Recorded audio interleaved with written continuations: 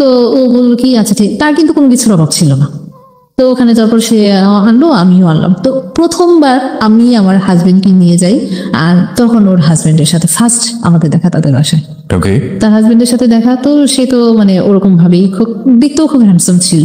তো ওখানে ফার্স্ট দেখা, আমি আর ততটা তাকে করিনি। কথা বলতেছি কোথায় যাবেন, তখন ও আমাকে ভাবি বলতেছে, ভাবি আপনারা এই কাজটা আপনারা কি করতে পারবেন, কি করেন না করেন আপনারা আর কোনো কাজ খুঁজে পান না। আমাদের প্ল্যান ছিল নতুন একটা বিজনেস করা, রাইট? সেটা কিছু করে। আচ্ছা, লতার হাজবেন্ডের নামটা কি ছিল? মাসুদ। মাসুদ মানে মাসুদ আপনাদেরকে বলছে ভাবি কি সব করতে চান এগুলো তো পারেন না, আমি তো কিছু বুঝি না। বাট মাসুদ আপনার দৃষ্টিতে প্রথম দেখাতে হ্যান্ডসাম ছিল।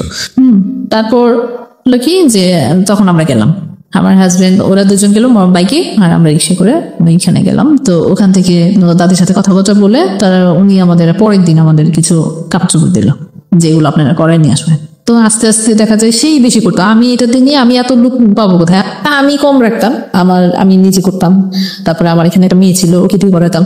তো যাই হোক, এরকম করতে করতে এটাও শেষ পর্যন্ত দেখা যায় যে মানুষ ঠিক মতো করতো না, অনেক প্রেশার পড়ে যেত। তারপর আস্তে আস্তে এগুলো করতে করতে তাদের সাথে একটা সম্পর্ক তো ভালো হয়েই গেল। পরে আস্তে এই ব্যাপার নিয়ে লতার সাথে আমার অনেকদিন ধরে ফোনে যোগাযোগ নেই। কি ব্যাপার, ফোনে কথা বলতে একদিন ফোন দিলাম, ফোন দেওয়ার পরে তার হাজবেন্ড ধরলো। তার পার্সোনাল নাম্বার নাম্বার ছিল না, তো ও ধরলো। মাসুদ ধরার পরে আমি বললাম যে লতা কোথায়, বললো যে কেন, ওর দরকার কি, বলতেছি একটু দরকার আছে। তো বলে যে আমার কাছে বলা যায় না, আমি কি আপনার কাছে কি বলবো, আমি ওকে একটু দেন, ও তো বাবার বাড়িতে চলে গেছে। আমাকে বাবার বাড়িতে চলে গেছে, ও তো কালকেও আসবো। তা বললো যে কত কিছু হয় আমাদের মধ্যে, বলে কি আমি কি আপনার সাথে কথা বলতে পারি। মাসুদ আপনাকে বলছি যে আপনার সঙ্গে কথা বলতে পারি কিনা। তখন আমি বললাম যে আপনি আমার সাথে কি একটু কথা বলবেন, না আপনাকে না আপনার সাথে কথা বলতে ভালো লাগে, তো কথা বলতে ভালো লাগে, আপনাকে ভালো লাগে এসে আমাকে কি উল্টা পাল্টা কথা বললেন ভাইয়া, আপনি এগুলো কি বলছেন বলা আপনার মানায়। তারপরে বললো যে মানায় না কেন, আপনি এত কথা বলেন কেন, আমি যেটা বলতেছি আপনি একটু শুনলে সমস্যা কি। আমি সমস্যা কোনো কিছু না, কিন্তু এই কথাগুলো আমার শুনতে ভালো লাগে না, আমি এটা শুনতে চাই না। তো আমার কেন জানি এই ধরনের কথাবার্তা, হ্যাঁ হ্যাঁ, তো আমি ভয় পেয়ে গেছিলাম। এই যে আপনারা দেখা করলেন, দেখা হওয়ার কতদিন পরে ফোনে কথা হচ্ছে? প্রায় 3-4 মাস পরে। 3-4 মাস পরে ফার্স্ট ফোনে আপনার সঙ্গে কথা হচ্ছে। বলে আমি কি আপনার সাথে আমি শুধু এতটুকু বললাম, আমি কি আপনার সাথে কথা বলতে পারি। কি কথা বলবেন আপনি, যে না আপনার বিজনেস সম্পর্কে এই ধরনের কথাগুলাই বলছিল তখন। তো তার ব্যালেন্স শেষ হয়ে গেল, তো অফিসে চলে গেল। সে অফিসে যাওয়ার পথে সে আবার আমাকে ফোন দিল, হ্যাঁ ব্যালেন্স করে, আমার মোবাইলে তখন ব্যালেন্স শেষ হয়ে গেছে। আচ্ছা এখন বলতে চাচ্ছি, আমি কি বলবেন আপনি বলেন, কেন আপনার সাথে আমার একটা জরুরি কথা আছে। আপনাকে তো আমি অনেকদিন যাবত চিনি, অনেকদিন যাবত দেখি, আমাকে দেখেন চিনবেন না কেন, আপনার ওয়াইফের সাথে আমার একটা ভালো সম্পর্ক। তখন কিন্তু তার ফ্যামিলির মানুষ আমার বাসায় আসা যাওয়া করতো না, এটা অনেক পরে ওইটা হয়েছে। ওর সাথে পরিচয় আমার ভালো আছে, আমাকে তেমনি দেখবিনি, আমার দোকান থেকে ওকে প্রায় সময় নিয়ে যান, ডাক্তার সাথে দেখা হবে না। তো এই 2 দিন জাস্ট এতটুকুই, প্রায় সপ্তাহখানিক যাওয়ার পরে তো কথা বলতে বলতে একদিন বললো কি অফিসে যাওয়ার সময় আমার মোবাইলে আবার ব্যালেন্স করলো। মোবাইলে এইগুলো জিজ্ঞেস করার পরে এইগুলো জানি ব্যালেন্স শেষ হয়ে গেলো, ব্যালেন্স করে তারপর বললো কি যে এই ফার্স্ট তার কাছ থেকে কখনোই আমি কোনো জিনিস, আমার এই জিনিসটা খুব খারাপ লাগতো, কারোর কাছ থেকে কোনো কিছু নেওয়াটা সবচেয়ে বেশি খারাপ লাগে এগুলো। তো উনি যখন এটা করলো আমার খুব রাগ হলো, যে আপনি এটা করলেন কেন, আমি কি আপনাকে বলছি কিনা আপনার ব্যালেন্স শেষ হয়ে গেছে, আমার সাথে কথা বলে জন্য দিলাম। আমি বললাম যে আপনি যদি আমার সাথে কথা বলতে চান এটা আপনি কখনো করবেন না। আপনি অনেক প্রেস্টিজিয়াস আপনার জায়গা থেকে, আমরা বুঝতে পারছি আপনার কথা, কিন্তু একটা প্রশ্ন এসেই যায় যে আপনি যদি কারো কাছে বিজনেসের কথা জিজ্ঞেস করেন, সেটার জন্য 2 মিনিট সময় লাগে, 3 মিনিট সময় লাগে, কিন্তু কথা বলতে বলতে গিয়ে আপনাদের ব্যালেন্স শেষ হয়ে যাচ্ছে এবং সে আপনাকে ফ্লেক্সিলোড করে দিচ্ছে। নিশ্চয়ই এটা প্রথম দিনই দেয়নি, কয়েকদিন পরে দিয়েছে। একদিন পরে। এই সময়টা আপনার কি ধরনের কথা, এই যে আপনার বিজনেস কেমন চলতেছে, ওটা যে করতেছে, এগুলো কোনো কথা হলো, এগুলো কোনো কাজ হলো, এটা কি করেন, এটা না করে অন্য কিছু করতে পারেন না, যেটা করতেছেন ওইটাই ভালো করে করেন, ওইটাই মনোযোগ দিয়ে করেন। যাই হোক, তো কয়েকদিন যাওয়ার পরে উনি আমাকে সরাসরি বলে যে আপনাকে না আমার খুব ভালো লাগে। আমাকে মানুষ তো ভালো লাগতেই পারে, তো না আমি ওইভাবে না, আপনাকে আমার অনেক ভালো লাগে। তো তখনই আমাকে সে প্রপোজ একটা সরাসরি বলে, কি প্রপোজ করে, সরাসরি বলে আই লাভ ইউ। ও নিয়ে এই কথাটা বলার পরে আমি কেমন একটু শর্ট খেয়ে যাই, আসলে এটা কি ব্যাপারটা। তখন আমি একটা জিনিস কি লতা যে আমাকে বলতো যে তার হাজবেন্ড বিভিন্ন মেয়েদের নিয়ে ঘোরাঘুরি করতো, সেইটা ধরার জন্য, সেটা বোঝার জন্য তার এই কথাটার সাথে সাথে তো কোনো রিয়েক্ট করি না, পরবর্তীতে অনেক পরে তখন আমি এটা অ্যাকসেপ্ট করি, তাকে শুধু এখন তো বোঝার জন্য আসলে কি সেরকম টাইপের মানুষ, কিন্তু তার সাথে কোনো সম্পর্ক করার মতন আপনি টেস্ট করতে চাচ্ছেন। তার আগে আমি আপনাকে কিছু কোশ্চেন করতে চাই। প্রথম কথা হচ্ছে যে আপনার হাজবেন্ড কি আপনাকে এই লাভ ইউ বা থাকে না অনেক রোমান্টিক হয়, আপনার হাজবেন্ডরা কখনো লাভ ইউ বলা বা ওই জাতীয় একটা রোমান্টিসিজমের মধ্যে নিজেকে নেওয়া, এগুলো কখনো এই জিনিসটাই আমি তার কাছে মিস করতাম। কারণ যে বয়সটাতে আমার বিয়ে হয়েছে ওটা তো ওরকম পরিবেশ পরিপক্ক ছিল না। ডিফারেন্সটা কত ছিল, কত বছরের ডিফারেন্স ছিল আপনাদের মধ্যে? তার সাথে আমার প্রায় 12-15 বছরের ডিস্টেন্স। 12 থেকে 15 বছরের গ্যাপ। প্রিয় শ্রোতা, লুবনার বয়স যখন 18 বছর তখন তার বিয়ে হলো, একেবারেই বলা যেতে পারে যে বিয়ের প্রাথমিক বয়স। এবং এখন ও যেটা বলছে যে রোম্যান্টিসিজমের জায়গাটাতে আমি হাজবেন্ডকে কখনো পেতাম না। সাইমultaneously লাইফের এই যে জায়গাটি, সেখানে এসে আপনারা বুঝতেই পারছেন যে মোটামুটি ঘটনা আজকে কোন দিকে যাচ্ছে। কিন্তু আমরা বারবারই বলে থাকি যে আসলে ঘটনা জাজ করলেও শেষ পর্যন্ত অপরাধ কোথায় গিয়ে দাঁড়াবে উই ক্যান্ট ইভেন ইমাজিন। তো আমরা সেই জায়গাটায় যেতে চাই। ছোট একটা বিরতি নিচ্ছে আমরা, ঠিক 12:06 আমরা আবারও ফিরে আসবো। বিরতির ঘন্টা যেহেতু বেরিয়ে গিয়েছে, আমরা ফিরে এসে লুবনার জীবনের যে অপরাধ এবং ভুল, আমরা সেই ব্যাকগ্রাউন্ড আবিষ্কার করেছি। এবার অপরাধ এবং ভুলের মুখোমুখি হব, সেটার জন্য অপেক্ষা করুন মাত্র কয়েক মিনিট। ঠিক 12:06 আমরা ফিরে আসছি। আপনারা সবাই শুনছেন যাহা বলিব সত্য বলিব, এবিসি রেডিও FM 90.2 আরজি কিবরিয়া রয়েছে আপনার সঙ্গে, লুবনা রয়েছে সত্যের আসনে। ফিরছে একটু পর, সাথেই থাকবেন। যাহা বলিব সত্য বলিব, যাহা বলিব সত্য বলিব।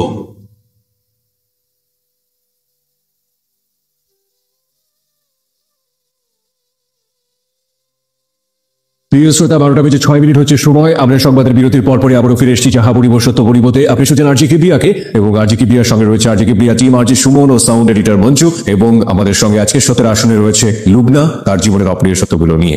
অপ্রিয় সত্যের ব্যাকগ্রাউন্ড আমরা আবিষ্কার করেছি 11টা থেকে 12টার মধ্যে। এই পর্যায়ে আমরা একেবারে অপরাধ আর ভুলের মুখোমুখি হব। আর আপনাদের সবাইকে বলছি, আপনারা যদি লুবনাকে দেখতে চান চলে আসতে পারেন আমাদের ফেসবুকে। আমাদের ফেসবুকের ঠিকানা facebook.com/ABC Radio FM 89.2। ওখানে গিয়ে আপনি যে লিঙ্কটা পাবেন, সেখানে লাইক দিলে আপনি সঙ্গে সঙ্গে এই ছবি দেখতে পাবেন এবং ওখানকার মেম্বার হয়ে যাবেন, আমাদের এবিসি রেডিওর মেম্বার হয়ে যাবেন। ওকে লুবনা, ফিরছি আপনার কাছে। আপনি যে জায়গাটিতে ছিলেন, যে আপনি এক ধরনের টেস্ট করতে চাইলেন যে আসলেই লতা সত্য বলেছিল কিনা, সেটার জন্য আপনি এগ্রি করে নিলেন যে okay I love you too, right? হ্যাঁ, অনেকদিন পরেই হচ্ছিল। যাই হোক, আমার কাছ থেকে এটা অনেকদিন পরে ব্যাক করি। জি। তো এইভাবেই আমাদের দিন চলতে থেকে, কথা বলতে থাকি, ছেলে মেয়েদের নিয়ে কথা হয়। আর ও তখন বেশি বেশি লতাকে আমার দোকানে মানে পাঠাতো, মানে আসলেই সে নিয়ে যেতে পারবে, নিয়ে যাওয়ার ছিল আমাকে দেখে যেতে পারবে। ওকে। হ্যাঁ, তো আমাকে অনেক প্রপোজ করতো, মানে বাইরে যাওয়ার জন্য, চলো বেড়াই আসি, ঘুরে আসি। সে আবার লতার কাছ থেকে আমার ফ্যামিলি ব্যাকগ্রাউন্ডটা জানলো যে আমার হাজবেন্ড কিরকম এসে। তো আমি যেহেতু ওর কাছে সবকিছু বলতাম, তো ও যখন ওদের স্বাভাবিক সে এত কষ্ট থাকে, সে এরকম করে, এটা স্বাভাবিক আমাদের। উইকনেসটা সে জেনে গিয়েছে। হ্যাঁ, জেনে গিয়েছিল। জেনে যাওয়ার পরে এক তো আমাকে তার ভালো লাগে, তারপরে আবার সেই জিনিসগুলো জানতে পারলো, তো এর মধ্যে সে আমার প্রতি আরো বেশি দুর্বল হয়ে গেল। তো সে আমাকে বলার পরে অনেকদিন পরে আমি তাকে টেস্ট করানোর জন্য, তো আস্তে আস্তে তার সাথে কথা বলতে বলতে আমিও একসময় বললাম। তো ও আসতো, দেখতাম, মানে আমি প্রথম আগে তো যেতাম যে বান্ধবীর হাজবেন্ড, সালাম দিতাম, কথা বলতাম। তো ও আসলেই সালাম দিত, কথা বলতে কি ব্যাপার, মানে তখন সে থাকতো ওর সাথে, তো ভালোভাবে কথা বলতাম। পরবর্তীতে যখন আমি এটা বলার পরে আমার ভয় লাগতো তার সামনে যেতে, মানে কেমন আনইজি ফিল করতাম, মানে খুব লজ্জাও লাগতো যে যাওয়াটা। যাই হোক, তো এইভাবে করতে করতে তো একদিন ফোন করলাম যে কি ব্যাপার, আমি তো ওকে আনতে যাই, এটা তো তোমাকে দেখার জন্য। আমি বললাম যে দেখার জন্য, দেখা তো হবেই, দেখতেছেন না? আমিও তখন আপনি করে বললাম, দেখতেছেন না? যাই হোক, এভাবে করতে করতে আমাদের কথা বলতে বলতে অনেক সময় কেটে যায়, প্রায় 1 বছরের মতো। শুধু কথাই বলেছে? হ্যাঁ, কথা। আচ্ছা, এই কথাগুলো বলতেন কখন? রাতের বেলা তো বলার সুযোগ ছিল না, কারণ হাজবেন্ড ছিল। যখন দোকানে থাকতাম, দোকানের সময়টা বলতেন? অফিসে থাকতো। ওকে। তখন ফোন করতাম দিনের বেলাতেই? হ্যাঁ, দিনের বেলা। ওকে। আবার নটার শেষ থাকতাম, বাসায় যেতেন? হ্যাঁ, বান্ধবী? মানে হ্যাঁ, 1 বছরের মধ্যে তাদের ফ্যামিলি ভাবে সম্পর্কটা এমন ভাবে হয়েছে, মানে নিজেদের রক্তের সম্পর্ক মনে হয় নিজেদের আত্মীয়তার মধ্যে। এর মধ্যে লতা আপনাকে কোনো সন্দেহ করে না? না, সে কখনোই আমাকে কোনো ব্যাপারে মানে সন্দেহ করতো না। এই যে একসাথে কথা বলতেছি, অনেক সময় দেখা যায় না যে ভালোবাসি আমরা একজন আরেকজনকে, এই যে কথা বলতেছি, অনেক সময় সে আমাকে একটা মানে আদরের ভঙ্গিতে একটা কথা বললে, কি গো তুমি কি, মানে একটু আদরের ভঙ্গিতে কথা বললো।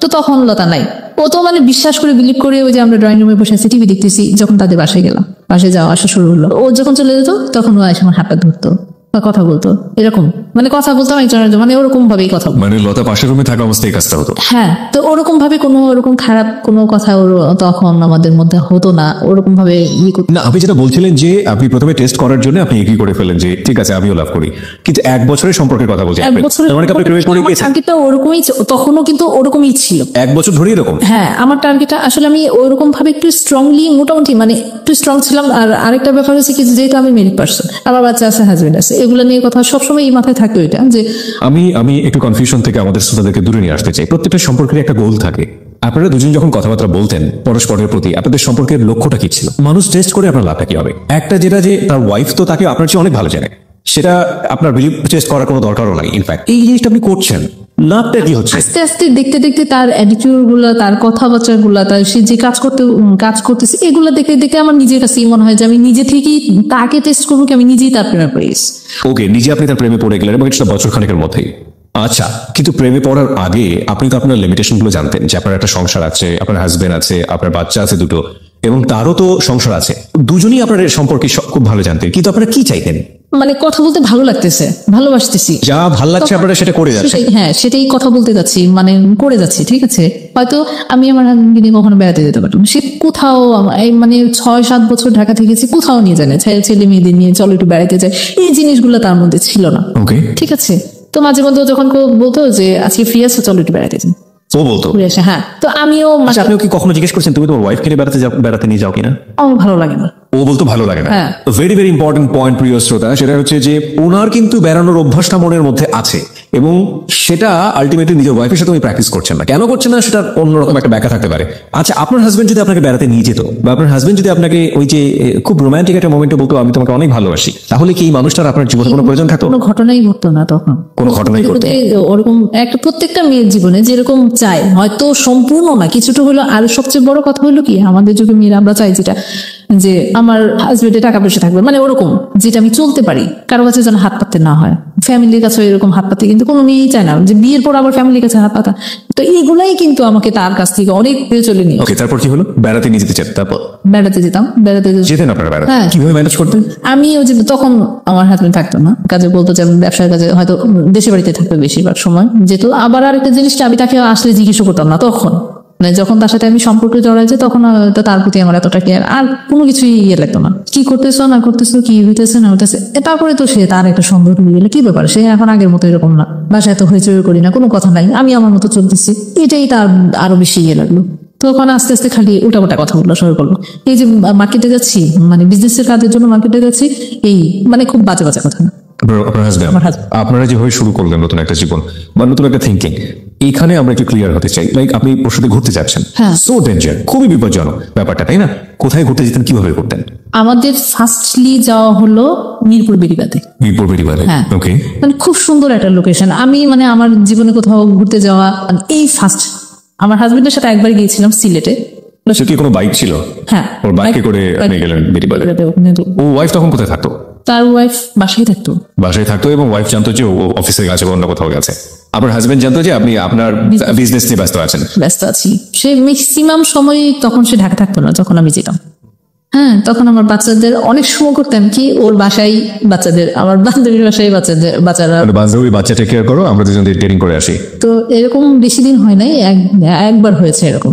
এটা আজকে শুনলে সে প্রচন্ড কষ্ট পাবে আমি জানি। তারপর তার সাথে ঘুরতে যেতাম, ভালো লাগতো, কথা বলতাম, ভালো লাগতো। এইভাবেই করতে করতে আমাদের অনেক দিন পার হয়ে যায়। তো এর মধ্যে হলো কি, আমি অসুস্থ হয়ে যাই।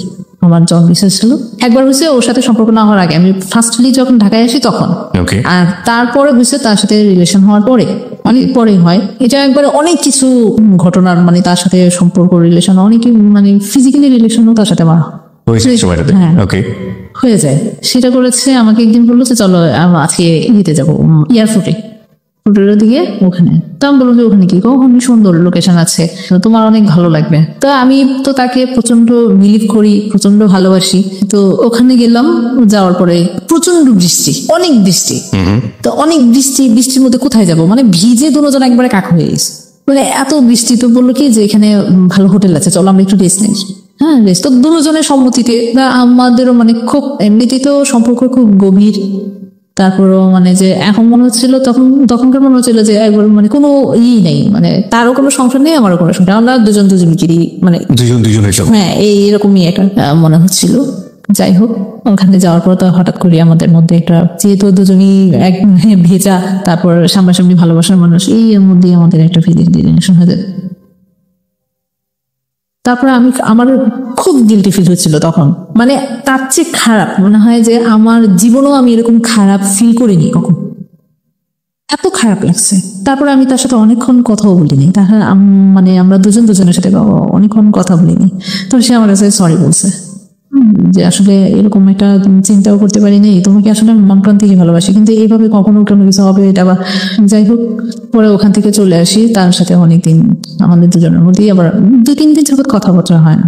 পরে আবার সেই ফোন দিল, তাই আস্তে আস্তে আস্তে আস্তে আবার কথা শুরু হলো। তখন এয়ারপোর্ট থেকেই মানে বেড়াতে যেতাম কম, অ্যাক্সিডেন্টলি কখনো যদি কোনো কিছু হয়। তো এর মধ্যে আবার কি যে আমি আমার হাজবেন্ডের সাথে যে কথাবার্তা বলি না আগের মতো এরকম না, আর তখন মনে হচ্ছে একটু আরো বেশি তার সাথে আমার সম্পর্কটা আরো খারাপ হয়ে গেল। হাজবেন্ডের সাথে? হ্যাঁ, হাজবেন্ডের সাথে আরো খারাপ হয়ে গেল। মানে একটা হচ্ছে যে মানুষ যখন আরেকটার প্রতি ভালোবাসা বা যে কোনো একটাতে পড়ে যায় তখন মনে হয় যে এই সমস্যাগুলো হয়। তো এতদিন পর্যন্ত জ্ঞান করে তারা কোনো কিছু করতে পারে না, এখন আবার এরকম তার মধ্যে মানে কোনো কিছুই। আর সে খুঁটিনাটি অনেক কিছু খুঁজতো, কারোর সাথে কথা বললে যদি আমার কোনো কাজিনটা ফোন দেয় কথা বলে, আবার ধরেন দোকানে অনেক মহিলারা আসে, অনেক সময় দেখা যায় কি তারা বাসায় গিয়ে কোনো একটা জিনিস প্রয়োজন করলো, তার হাজবেন্ড ফোন দিয়ে আমাকে ফোন করলো, এটা স্বাভাবিক হতেই পারে। তো যখনই কেউ যদি ফোন করতো সে আবার কন্টিনিউ আমার মোবাইল চেক করতো। হাজবেন্ড আপনাকে সন্দেহ করে? হ্যাঁ, যখন আমার ফোন ইউজ করলাম, ফোন নিলাম আমি, তখন থেকেই তার এই জিনিসটা মানে খুব ইয়ে হয়েছে যে সন্দেহ করতো যে মানে তখন তুই তো খাড়ির মধ্যে চলে তুই কোথায় গেছিলি, ওই যে এখানে গেছিস, ওই যে মার্কেটে যাস। অনেক সময় দেখা যাচ্ছে সে থাকে না, আমাকে মার্কেটে যেতে হয় একাই, কোনো কিছু প্রয়োজন করলো গিয়ে পুরুষ মানুষের সাথে গেলে এই করতে বাচ্চা বাচ্চা কথা বলতো। হ্যাঁ, গায়ে হাত দিত। কি সে কন্টিনিউ তার একটা অভ্যাস ছিল কি একটা থাপ্পড় দেবে, মানে থাপ্পড়টাতে লাগতো অনেক, মানে এমন ভাবে গায়েগুলো হাত দিত কিন্তু এগুলো কারোর দেখানোর মতো না, বোঝানোর মতো না, কিন্তু আমি খুব মানে ব্যথা পেতাম, বলতাম যে অনেক সময় কান্নাও করতাম। আমি কি এইভাবে মানুষকে বাচ্চাদের সামনে কখনো এরকম করেছো? হ্যাঁ, বাচ্চাদের সামনে এগুলো নিজের বাচ্চাদের সামনে কিভাবে কথা বলতে হয় সেটাই সে জানে না। এই যে ব্যাপারটা যেটা আপনাদের মধ্যে সম্পর্ক ধীরে ধীরে ধীরে ধীরে হাতাহাতির পর্যায়ে চলে আসছে, এই সময়টাতে তো মাসুদ আপনার জীবনে একেবারে ওতপ্রোতভাবে জড়িয়ে গেছে। আমি যদি আপনাকে ফ্র্যাঙ্কলি আপনার কাছ থেকে জানতে চাই, আপনার জীবনে লাভ কি এটাই, মানে লাভ ফার্স্ট লাভ বলতে কি এই মাসুদই ছিল? এর আগে আপনি কোনো ছেলের সাথে প্রেমে পড়েননি? না, সুযোগই হয় না। একটা মেয়ে একটা ছেলেকে লাভ করছে যখন তার বেবি হয়ে গেছে, যখন তার সংসার হয়ে গেছে, তার আগে সুযোগ হয়নি কিংবা মন থেকে ফিলই করেননি। তার জীবনের ফার্স্ট লাভ চিন্তা করে দেখুন, যারা এখানে শুনছেন যারা অনেকে ম্যাচিউর, তারা জানেন যে জীবনের প্রথম লাভের প্রতি, ভালোবাসার প্রতি এফেকশনটা কতটা তীব্র হয়। আর এখানে এফেকশন প্লাস কত ধরনের অপরাধ, ভুল এবং একই সাথে কনফিউশন, অনিশ্চয়তা, কত কি যুক্ত হয়েছে এটার সাথে। হ্যাঁ, তারপর কি? তারপর আস্তে আস্তে সে তাকে যখন জানাতাম, সে এই যখনই আসতো কি করতো না করতো আমার কাছ থেকে আবার জানতো, জানলে সে এখানে অনেক কথা বলতো, কি করতেছো তুমি, থাক কোনো কথা বলো না, আমাকে বোঝানোর চেষ্টা করতো। মানে হাজবেন্ডের ব্যাপারগুলো আপনি মাসুদের কাছে জানতাম। আর তার সাথে সম্পর্ক হওয়ার পরে এমন কোনো কথা নাই যে সে জানে না আমার, মানে সবকিছু। আমি আরেকটা ব্যাপার কি, তাকে ভালোবেসেছি এমন ভাবে আমি কোনো কিছু তার কাছে গোপন করতে পারতাম না, কোনো কথা বলে যে না বলে থাকতেও পারতাম না। একটা জিনিস যেটা বলার দরকার ঠিক বলার, মানে ওটাও মানে শেয়ার করতাম, বলতাম, সেও বলতো এরকম। মানে সেও মনে হয় যে বাসায় এসে সে তার কথা এমন কথা আমি জানি, তার ওয়াইফ মনে আজ পর্যন্ত জানেন। মানে আমি যেরকম ভাবে চেয়েছিলাম আমার একটা লাইফ পার্টনার, সেও মনে হয় এরকম ভাবে এটা চেয়েছে, সে সবসময় বলতো। ওকে, তার ওয়াইফ কি তার লাভ ম্যারেজ ছিল? তার ওয়াইফের সাথে তার লাভ ম্যারেজ ছিল।